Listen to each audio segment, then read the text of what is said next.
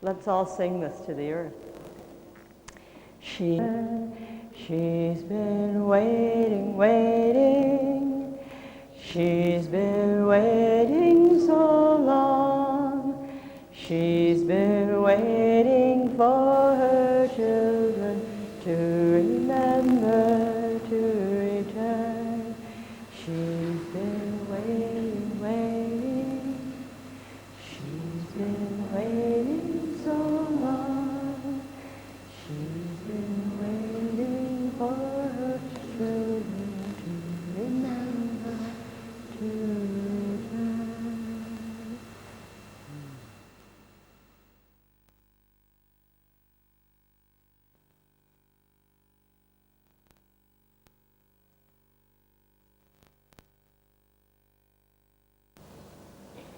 The color of the season is white.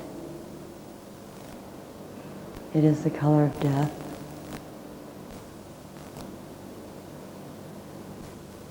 And in this place of cycle, of death, of dying, of letting go,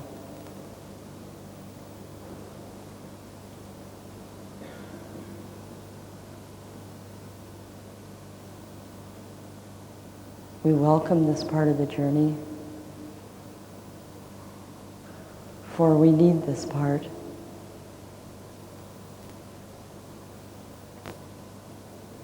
In order for rebirth in the spring. As we walk on the earth this weekend, let us remember the softness of the spring breeze.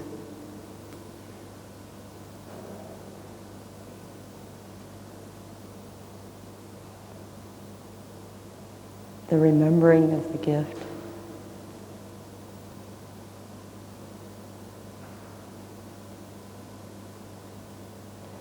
And the desolation of winter.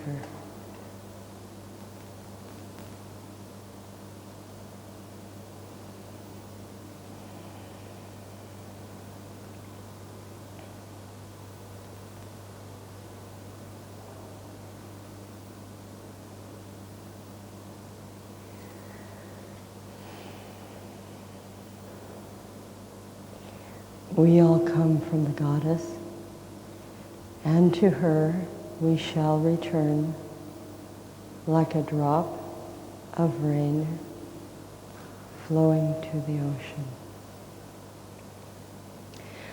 We all come from the Goddess,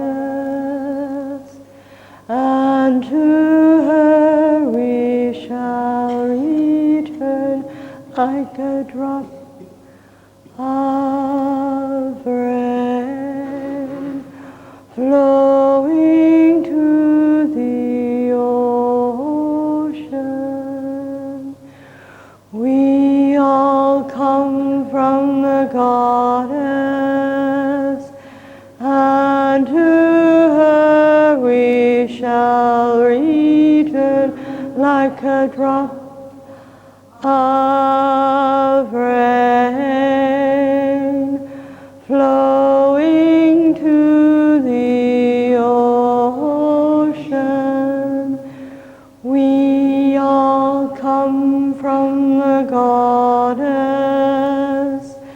and to her we shall return like a drop of rain flowing to the ocean. We all come from the Goddess, and to her we shall return like a drop of rain flowing to the ocean.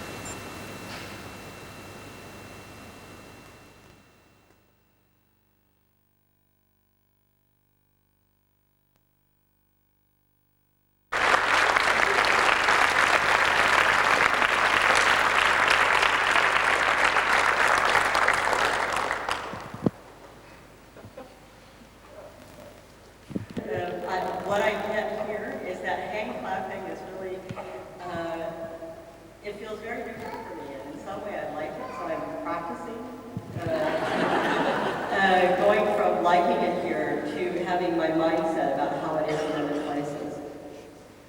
In Russia, where I just was, hand clapping is used to control what's happening with people in the group.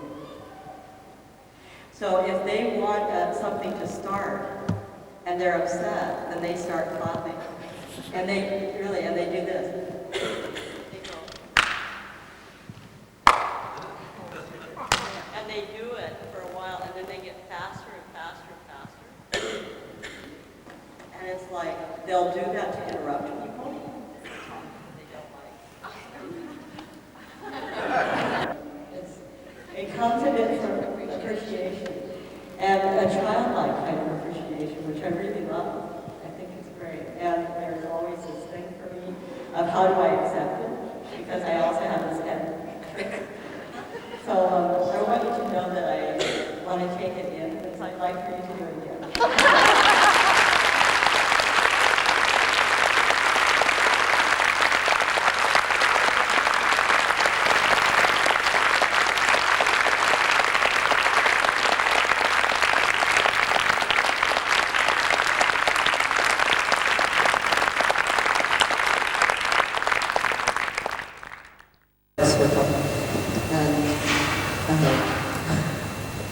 It's just a test for some people about where they are in the circle and if they're more important than other people.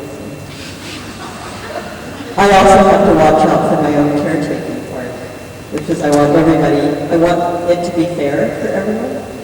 And it isn't quite how I see life is. I don't find that life is fair, but we all have equal opportunity to grow and change and do what we need to do. And somehow it comes out differently for everyone.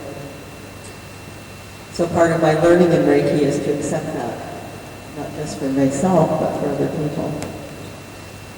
It's really wonderful to have in the group because they remind us of where we're going. And they also remind us of where we've been. So the candles in the middle of the circle are really to hold the place of the children. And in some way, in the American Indian tradition, you see these teepees with fires in the middle, and people sitting around. And part of the understanding of the tribe is that the fire represents the children for 7 generations to come and 7 generations behind. And in the talking that's in the circle, you keep in mind these 7 generations, and you honor the places. And if the children's fire is ever threatened, then someone just says, I feel that the children's fire is being threatened, or I'm afraid for the children's fire. And then they should just, because that's what's in my head, that we often have not thought about our children. It's time, I think, to honor the children. So that's the circle that's here. And I would like for people not to walk through. And too bad the microphone is there, but that's fine. We do have one child here, though. Is that true? Is she here? She's gone. Right. And so it's really wonderful to have her here. Are you her mother? Is there a her? Her? What's her name? What's her name? Emily? Well, it's great to have Emily here. So, how many of you are under 20? Is there anybody else here under 20? The 30-somethings. Right? And now, under 50. 40 to 50. The 40 to 50 crowd. Good, thank you. And the 50 to 60. And I see it in the people and feel it in the people. And 60 to 70.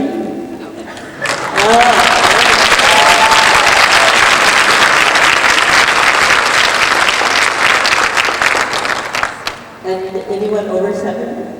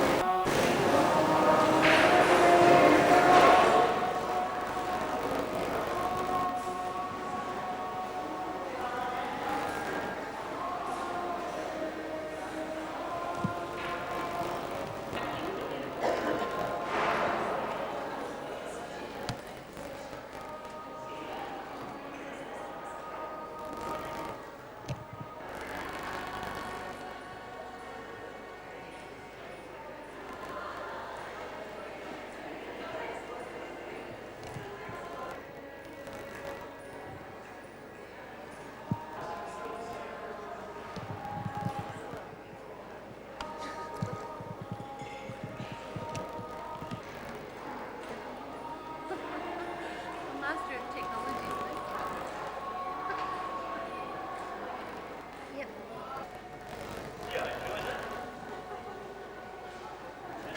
Tea for lunch.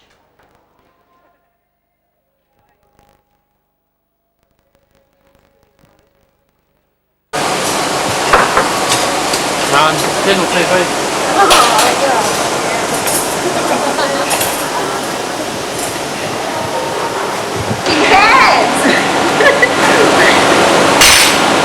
Lucky we've got Reiki. I tell you, my skin would have peeled off by now.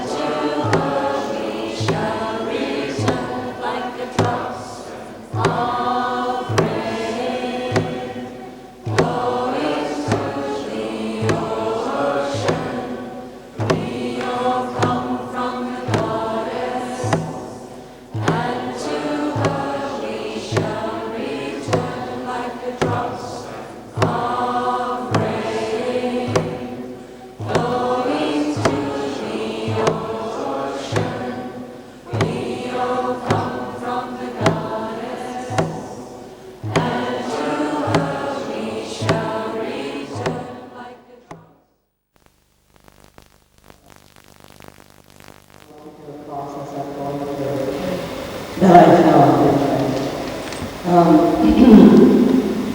a part of my process is trying to sort out for myself what part of being in Reiki and what part of the Usui system of natural healing is from the Japanese culture and what is from just natural human endeavor. And this is very difficult. And it's difficult because my parents are both Japanese. They were born in Hawaii. And I was born in Texas. It's one of the best kept secrets of my life. And I was actually born in Dallas, and it's almost named in Dallas. My grandmother, her first gift to me was to say, or my mother's first gift to me was to say no to that idea. So I could have been Dallas or Morocco.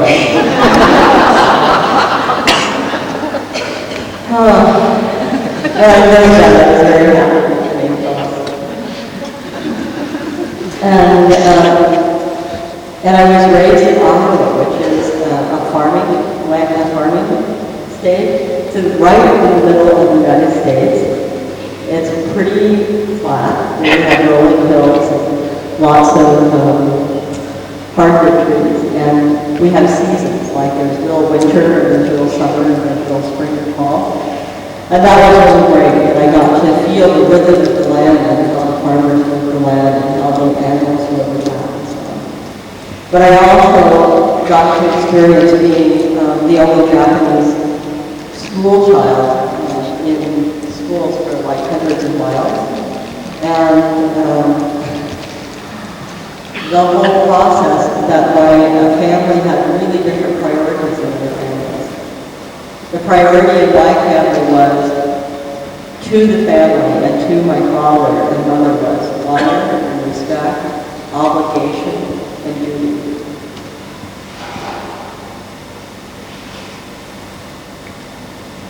So there was a lot of times where I had no choice, and that's how I felt.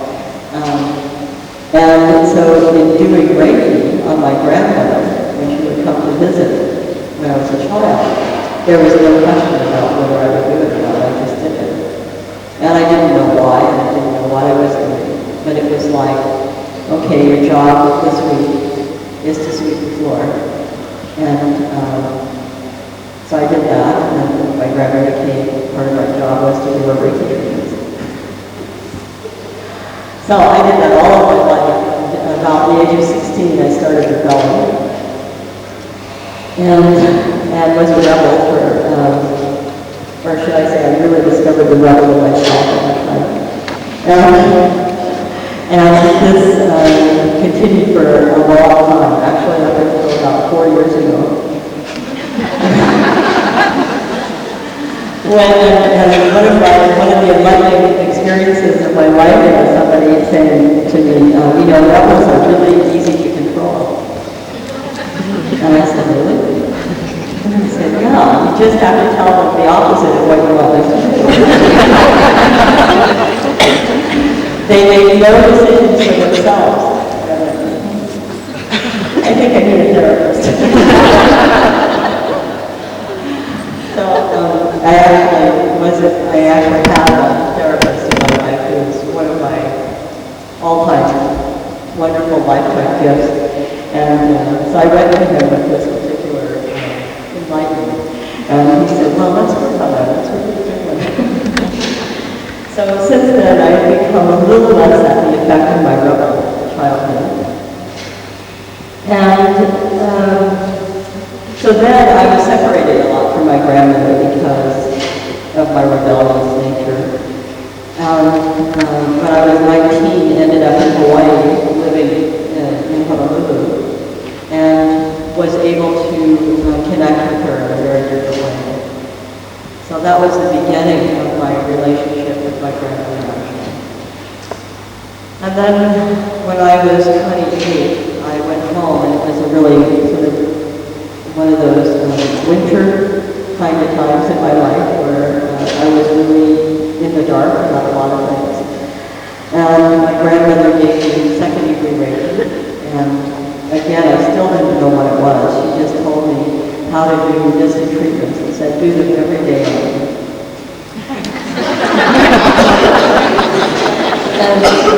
and so then sometimes when I would talk to her on the phone, she would say, because I lived quite a few miles from her, she would say, well, I haven't thought you could give me Reiki lately.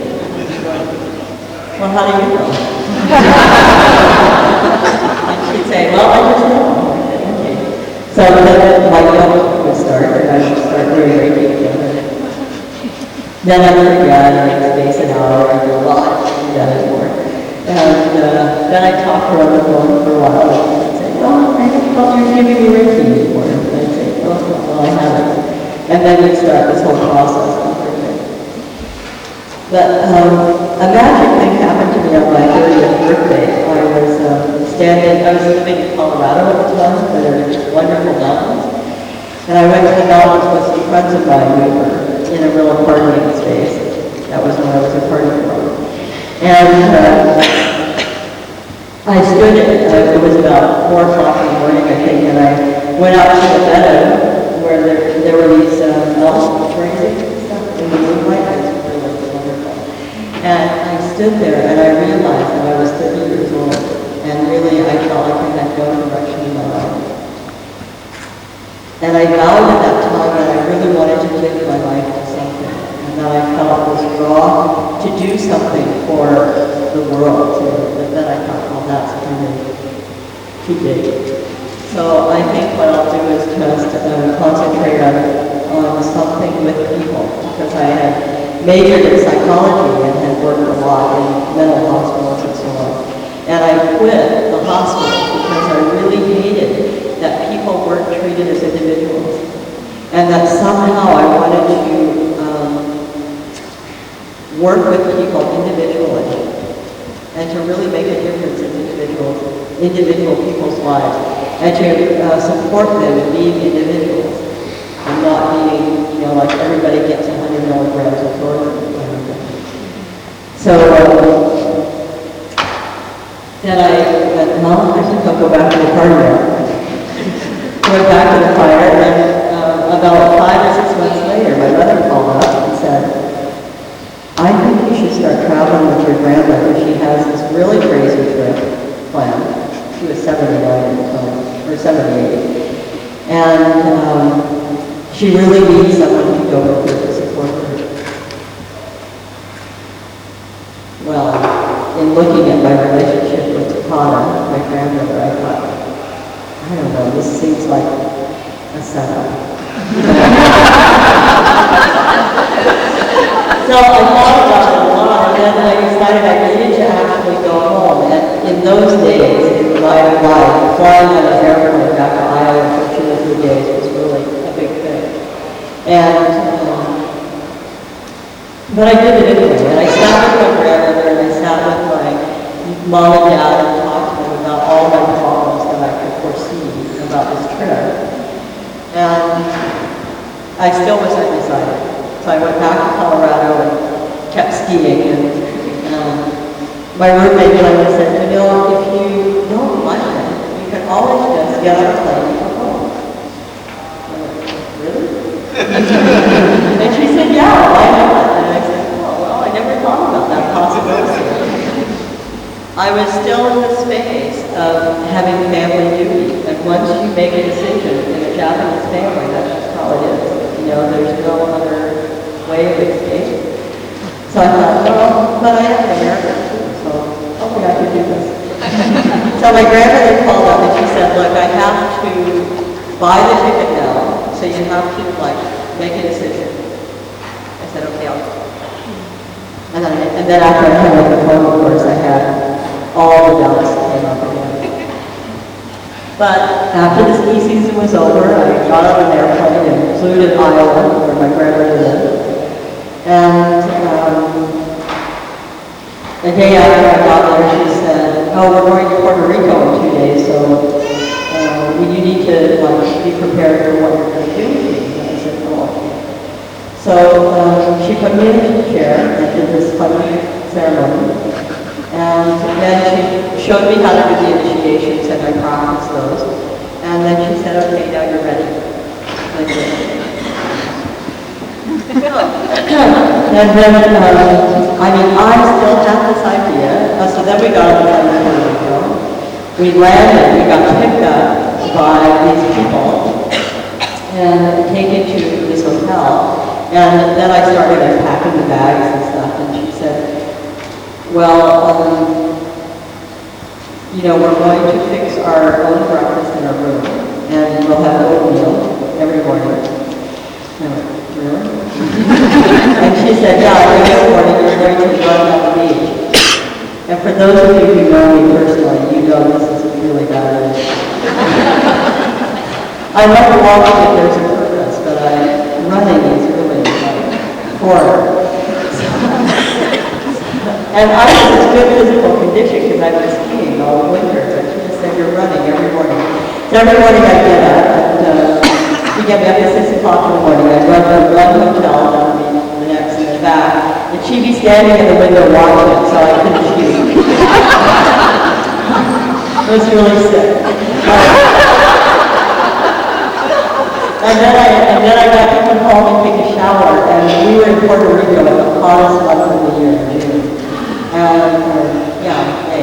May, I think. And then I got to eat this oatmeal, and that was it. And then I thought, what a great way to start the day, right? Two of my most unfavorite things. And then I gave her Reiki every morning, and then we would start, doing whatever we did. And the first week we were there, she would go out into these appointments that had been made for her and talk about Reiki. And that was the first time I really heard what Reiki was. It was the first time that I heard the history. It was the first time that I heard that it was a Japanese healing art. It was the first time that and I don't know if you can imagine this, but it was pretty strange. And then, the day before the first class came, and my grandmother said, okay, so now you're going to help me teach the class. And I went, right. I said, I'm here to carry your bags and, to collect the money and carry that with me because, maybe she always carried all the cash on her. And I said, so I'll carry the money and, I'll make sure you eat and so on, but I'm not teaching classes. And she said, listen, that's why you came, was to teach. And I said, no, I can't carry your suitcases. And she said, listen, I can hire a porter to carry my suitcases. They're much cheaper than you. And I went, really? She said, yeah. And she was paying like, now I know how much that was. At that time, I didn't have a clue. And so I started, and that was really the beginning of my inner knowing about Reiki and what was happening with the unconscious level. I don't know what I understood unconsciously when I was a kid, because I don't have anything to compare it with. Right? Reiki has always been in my life. So then it really started about a 2-year struggle with what was a Reiki master. Could I call myself that? So I went on this really vision quest kind of thing the next year without looking at other, and discovered me as a Reiki master, which was wonderful. All on my own, which was an important part of my process. And then that year, at the end of that time, she died. And then people recognized me as the Grand Master. And what I actively feel like happened was that they recognized the potential of me. And it's taken, I feel like, the last 13 years to go through my rebellious part, the old rebel part of me, to go through all the places of duty. If I hadn't had the sense of family duty, and this matriarchal kind of energy of this is how it is for you, kid, I would have never stuck with it. I think I would have taken it up a long time. But this has really made a difference for me. So now in my life, what I'm trying to do is to sort out all those places where I also have the expectation of other masters that they have the same understanding. Because you don't. There's no way for you. Because you're not Japanese.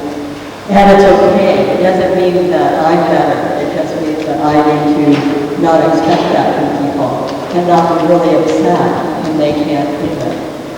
Because you can't give something that you just don't have inside of you. Now this is part of my process right at this moment, and it's been a very interesting one. And part of my education has been to go to all these different countries and to see the expression of Reiki, of living with Reiki, and the expression of the Usui system of natural healing in many different cultures. So I see what's cultural and what actually supersedes culture. What runs through it, no matter what you believe, no matter what religion is prevalent or not, no matter how you integrate, no matter the size of your family or anything, that all of this comes through and is being expressed. And that's been very good for me. And I appreciate the opportunity to do that. And I've had a great time. So this is a wonderful time for me to be in Australia and to feel the energy of the people. This last week I had very intense conversations with masters about why haven't I been to the outback in Australia and so on. And so I thought this last 2 days, 3 days, that I would be in the Blue Mountains and, finally getting out on the land. And I haven't actually done that for different reasons. And my knowing and one of my insights about this is that I actually travel not to be in the countries, but to see the people and to be connected with what's happening on an energetic level. So I want to recognize and acknowledge that you too have come here with your gift. You too have come here with your presence, and that this circle wouldn't be the same if you weren't here. It would be different. So just to acknowledge each of us in our being here forms an entity that we call this gathering.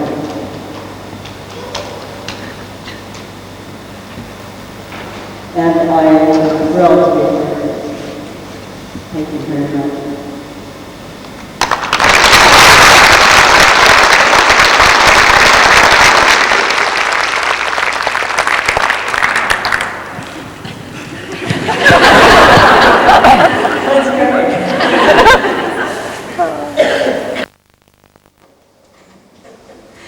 Wow, what a circle.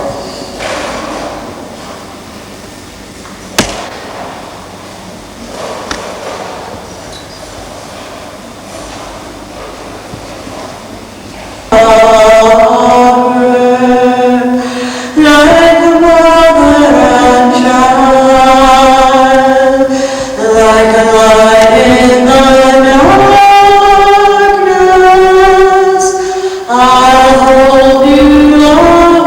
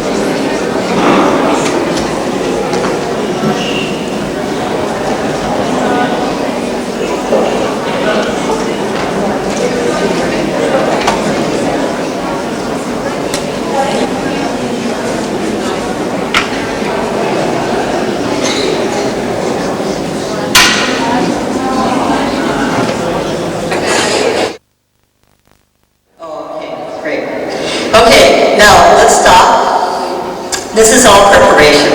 Okay, so start again, and you start by putting your right foot behind the left one. Keep going, and then, yeah, good. Step, step, step, step. Good. Okay, now the second circle, these guys are going to the left. The second circle, go to the right.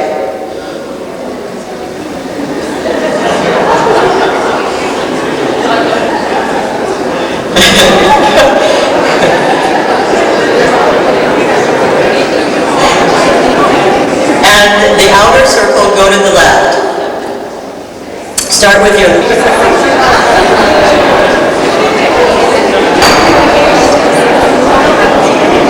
Great.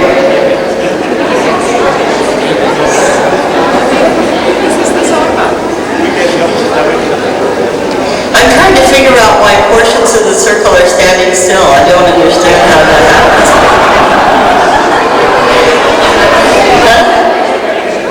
You too many in the middle circle? All right. A little stop. So, now we're going to do 4 circles? Okay. Now wait a minute, we lost circle number 3. So, people from the outer 2 circles need to come inside.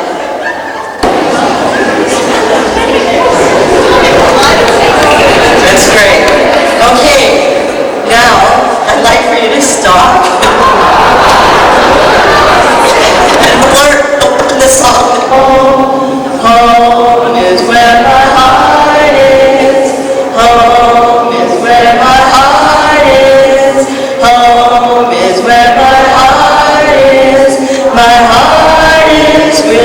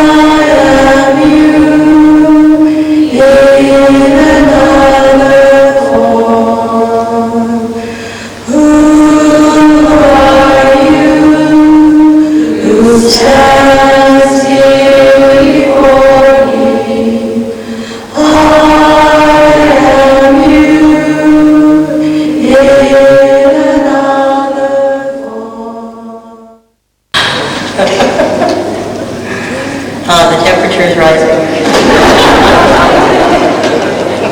Okay, this is another crying song, but it's a little bit on a different level. And this one is a little bit more free form. So you'll be able to blend the circles more and move around. So the song, you might know, it goes, all I ask of you is forever to remember me as loving you. All I ask of you is forever to remember me as loving you.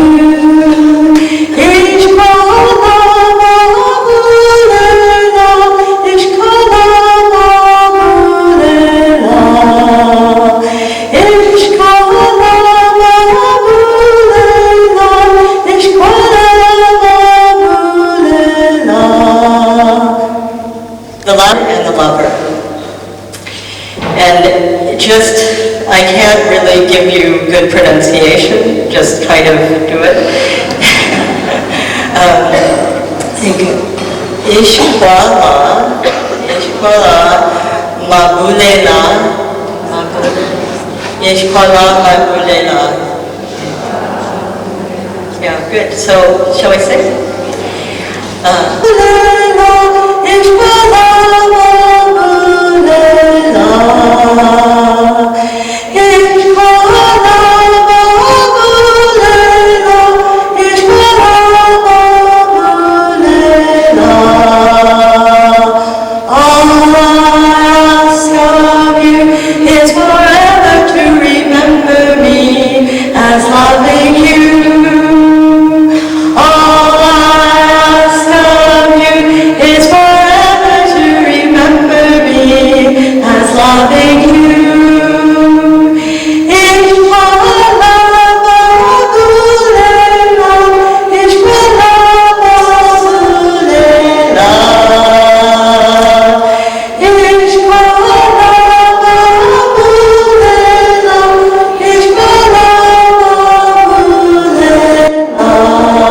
Sufism is that they dance in circles because they believe that that's the way of the universe, and that in their whirling, you know about the whirling dervishes, basically I mean there's lots more to this, but basically as they spin, they become the center, and they stand still, and the world revolves around them. And doing a zikr, which is the ceremony that leads up to the whirling by each individual.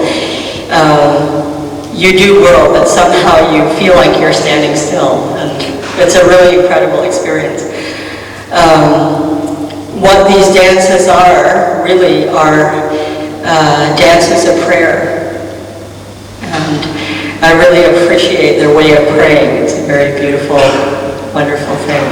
So the first one is to have contact with human relationship, and then the second part is to have relationship with the spirit, or God, or Reiki, or whatever.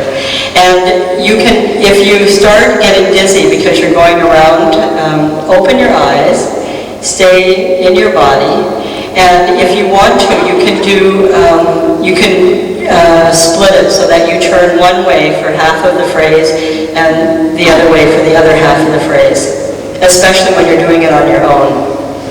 But keep your eyes open, it really helps. And it also helps you from running into other people. Ask of you is forever to remember me. Eye contact with you. All I ask of you is forever to remember me as loving you.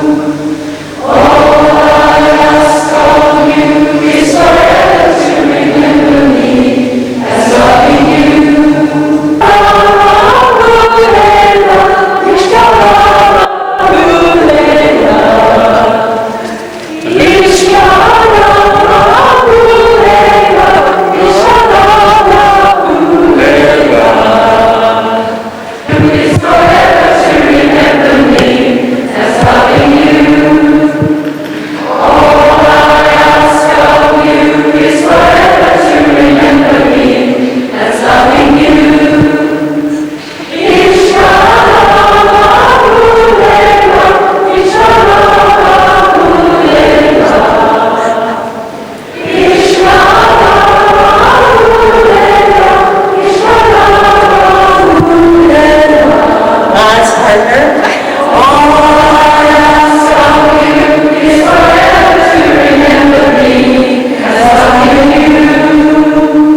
All I ask of you is forever to remember me as loving you.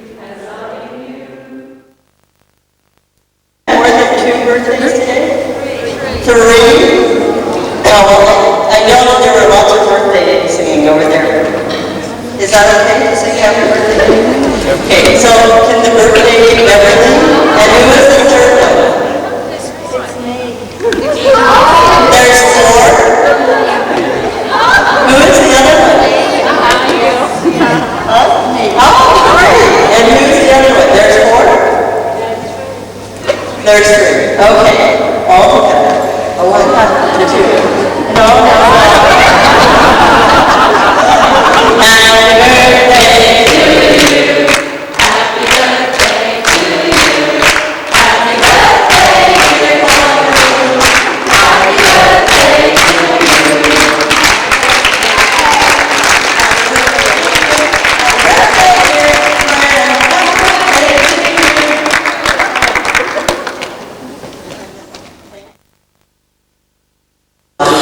Water my blood, air my breath, and fire my spirit. And there are hand movements to it that I would like for you to pay attention to how you treat the earth. That it's not talking, but it's caressing. Okay?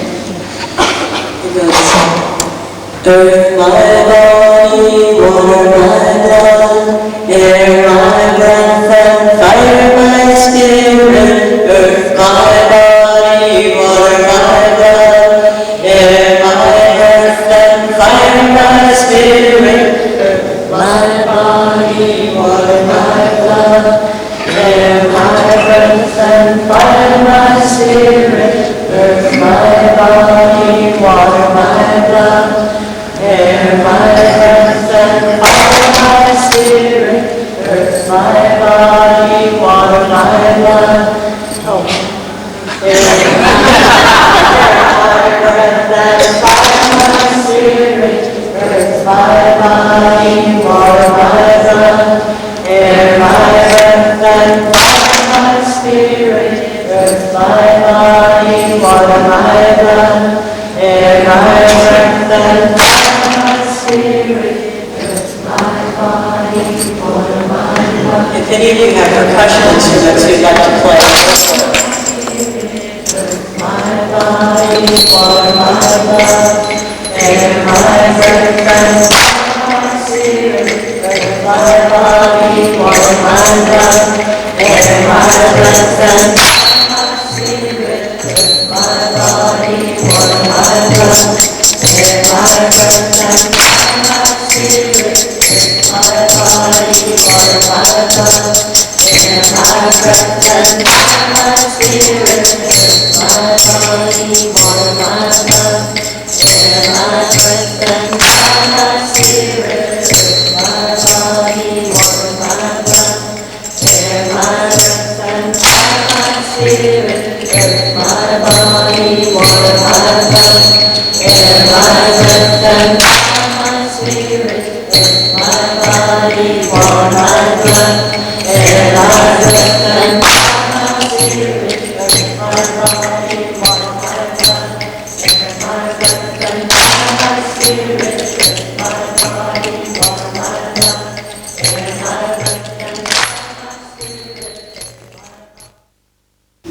I walk in beauty. Beauty is before me. Beauty is around me, above and below. And that's not quite how it goes, but when I sing it, you'll get the right words. Now I walk in beauty. Beauty is before me. Beauty is around me, above and below me. Now I walk in beauty. Beauty is before me. Beauty is behind me, above and below me. Now I walk in beauty. Beauty is before me. Beauty is behind me, above and below me. Now I walk in beauty. Beauty is before me. Beauty is behind me, above and below me.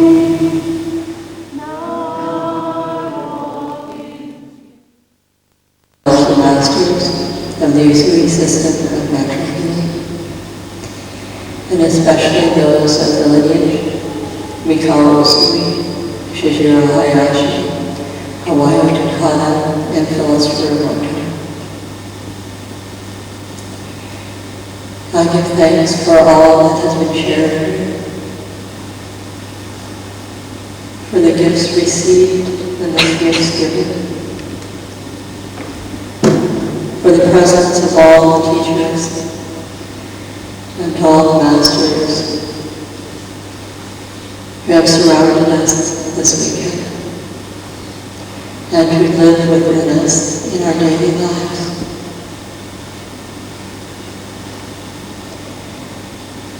For the greatest respect and honor that can be paid any master, any spiritual teacher, is to live the life of your own.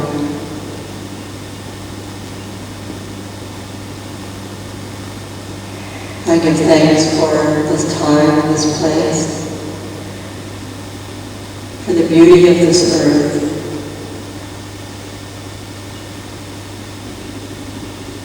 for the creative expansiveness of the sky, for the reflective, brilliant quality of the moon and the burning of the sun.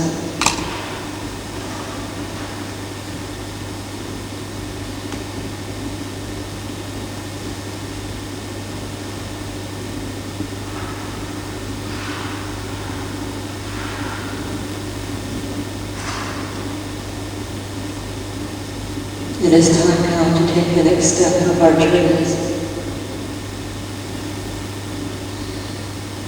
And I declare the circle open but unbroken.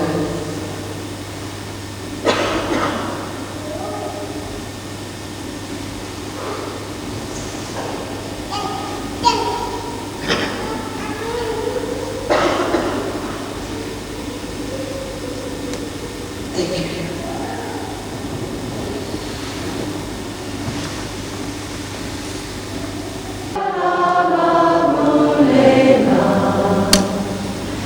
Ishkala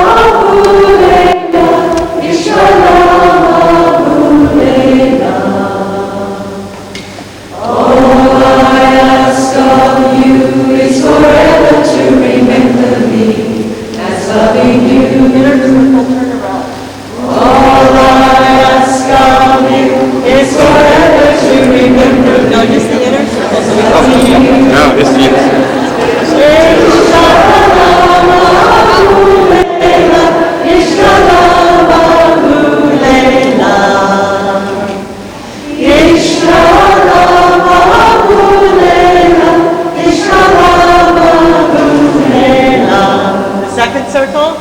Turn around. All I ask of you is forever to remember me as loving you.